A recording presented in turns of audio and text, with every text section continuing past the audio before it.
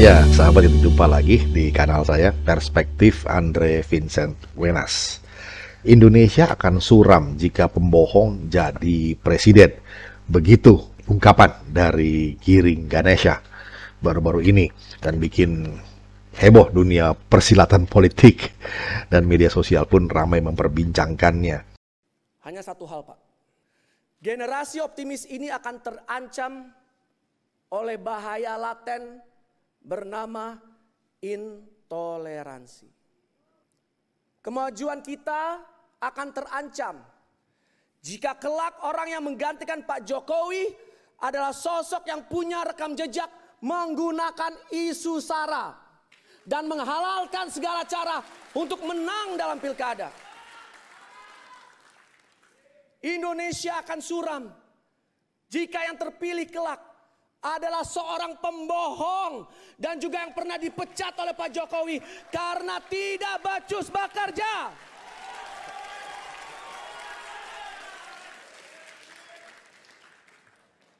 PSI ingin menarik garis tegas, Pak. Tidak berkompromi dengan orang yang menghalalkan segala cara, termasuk dengan memperalat agama, main mata, bergandeng tangan dengan kelompok intoleran, menggunakan ayat untuk menjatuhkan lawan politik.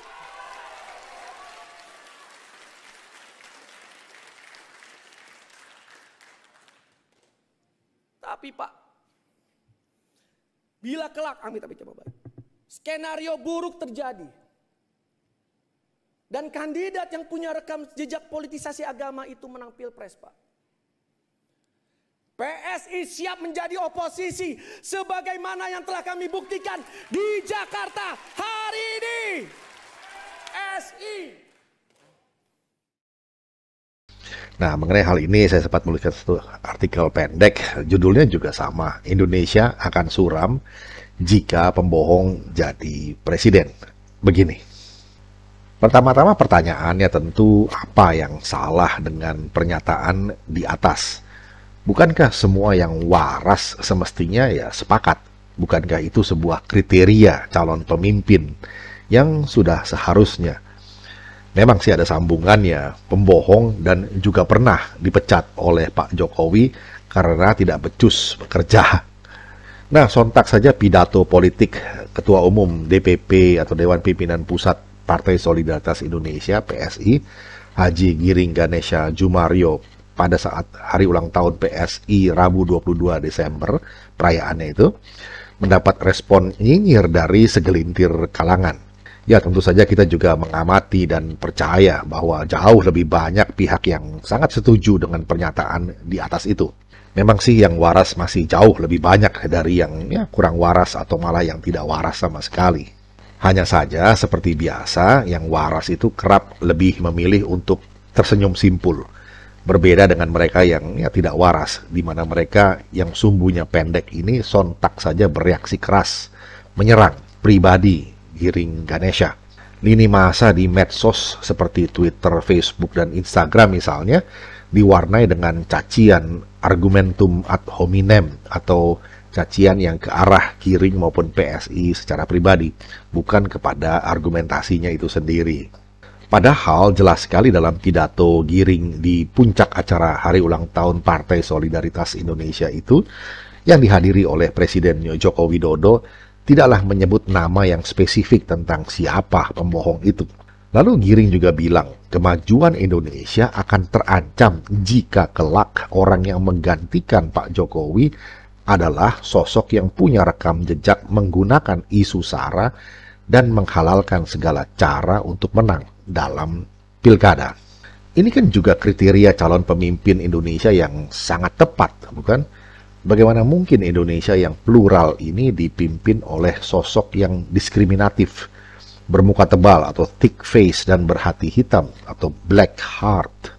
Chris Natali juga, yang wakil ketua Dewan Pembina PSI, pun menyambung dengan nada yang selaras bahwa situasi tenang saat bahas anggaran di DPR itu bukanlah pertanda baik. Namun sayang, Pak, energi dan dedikasi yang telah Pak Jokowi tunjukkan belum kami lihat kepada rekan kerja pemerintah di DPR RI.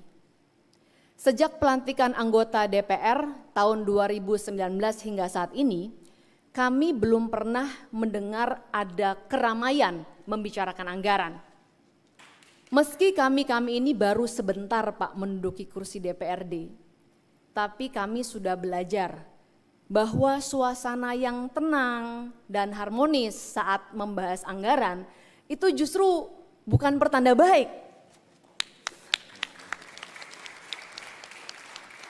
Bisa jadi sudah ada bagi-bagi jatah di situ. Makanya semua pihak diam-diam saja dan kehilangan daya kritisnya. Grace mengacu pada pengalaman dari semua anggota legislatif PSI di berbagai parlemen daerah atau DPRD. Kasus yang fenomenal tentu di DPRD DKI Jakarta dan DPRD Kota Bandung, di mana para wakil rakyat dari fraksi PSI melakukan walkout lantaran menolak postur APBD yang sama sekali tidak memihak pada rakyat. Situasi tenang dalam pembahasan anggaran di parlemen memang dicurigai pekat dilumuri skandal kong kali kong antara eksekutif dengan legislatifnya, alias banyak pencuri bin pembohong di parlemen kita.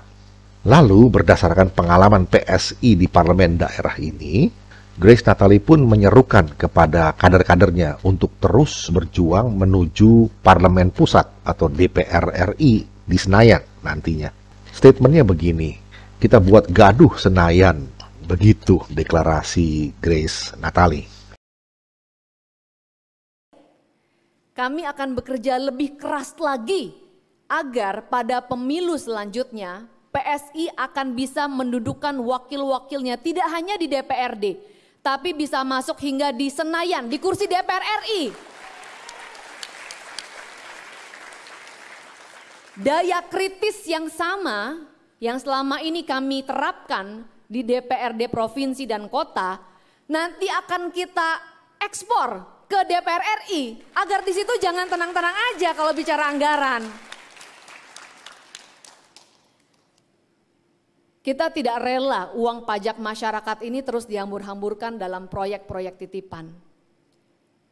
PSI akan terus mengawal kebijakan Pak Jokowi, menjaga uang rakyat dan merawat Indonesia. Mari bro dan sis, kita bekerja lebih keras lagi. PSI harus lolos ke Senayan. Kita buat gaduh Senayan. Agar uang rakyat tidak terus digerogoti perampok memakai kedok wakil rakyat.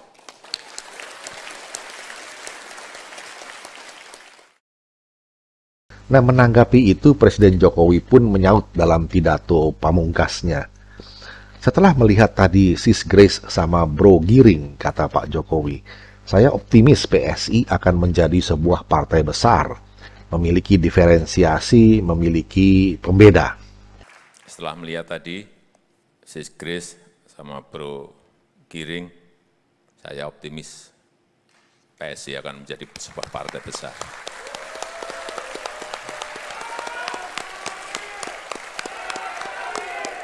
Jokowi, PSI, Jokowi. Memiliki diferensiasi, memiliki pembeda. Tak dipungkiri lagi sistem politik demokrasi itu memang berisik.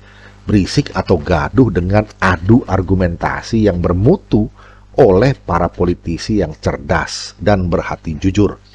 Inilah dialektika, tesis, antitesis, dan sintesis yang progresif. Dalam dialektika progresif itulah wacana atau diskursus res publica, artinya urusan umum, urusan publik, diperdebatkan dan disepakati segala resolusinya. Dan itu semua terjadi dalam ruang publik yang transparan, agar resonansinya bisa ikut merangsang partisipasi politik. Ini penting. Benarlah kata Bernie Sanders, change will not take place without political participations. Perubahan itu tak bakal terjadi tanpa partisipasi politik. Untuk itu harus terbuka, ya harus transparan, jangan ada dusta di antara kita. Jangan ada pembohong yang jadi pemimpin Indonesia. Itu pesannya. Demikian sahabat, catatan ringkas mengenai Indonesia akan suram jika pembohong jadi presiden yang dicetuskan oleh Bro Giring Ganesha yang saat ini adalah Ketua Umum dari Partai Solidaritas Indonesia. Kira bisa menjadi perspektif. Kita jumpa lagi di session berikutnya. Terima kasih.